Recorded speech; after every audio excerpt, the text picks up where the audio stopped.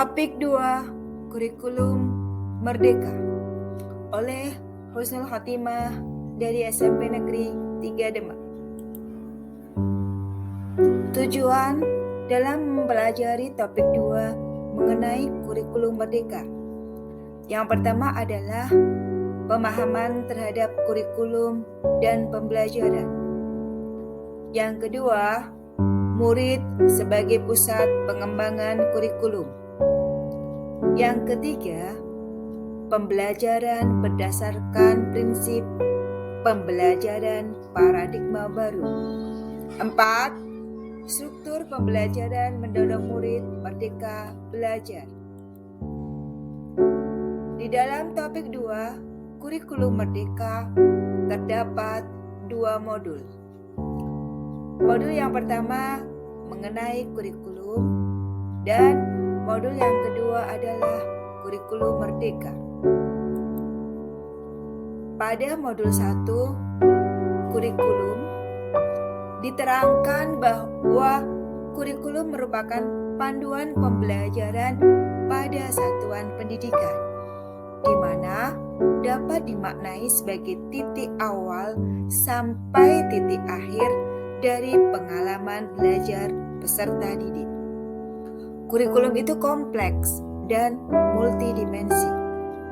Kurikulum itu dapat diibaratkan sebagai jantung pendidikan. Mengapa kurikulum berubah?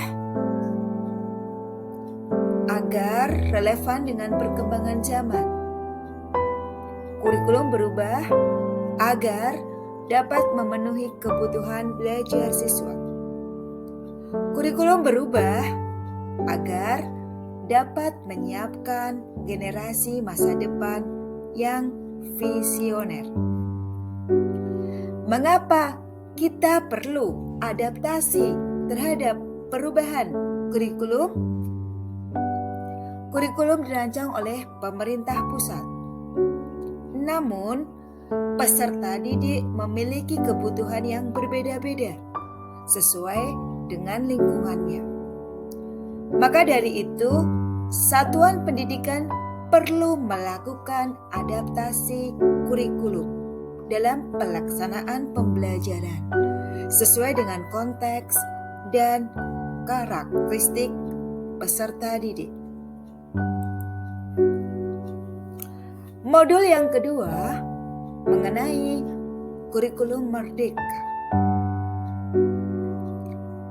Kurikulum merdeka merupakan kurikulum dengan pembelajaran intrakurikuler yang beragam, di mana konten akan lebih optimal agar peserta didik memiliki cukup waktu untuk mendalami konsep dan menguatkan kompetensi. Karakteristik utama dari kurikulum merdeka adalah pembelajaran berbasis proyek untuk mengembangkan soft skills dan karakteristik karakter peserta didik sesuai dengan profil pelajar Pancasila.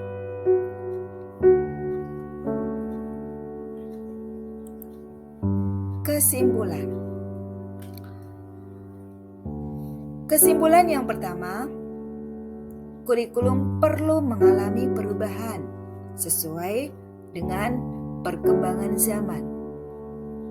Kesimpulan yang kedua, kurikulum bersifat dinamis dan terus diadaptasi sesuai dengan konteks dan kebutuhan murid untuk membangun kompetensi sesuai dengan masa kini dan masa yang akan datang. Kesimpulan yang ketiga, kondisi lingkungan peserta didik harus dipertimbangkan dalam menyusun kurikulum satuan pendidikan. Demikian tadi adalah kesimpulan dari modul topik 2 mengenai kurikulum Merdeka. Terima kasih.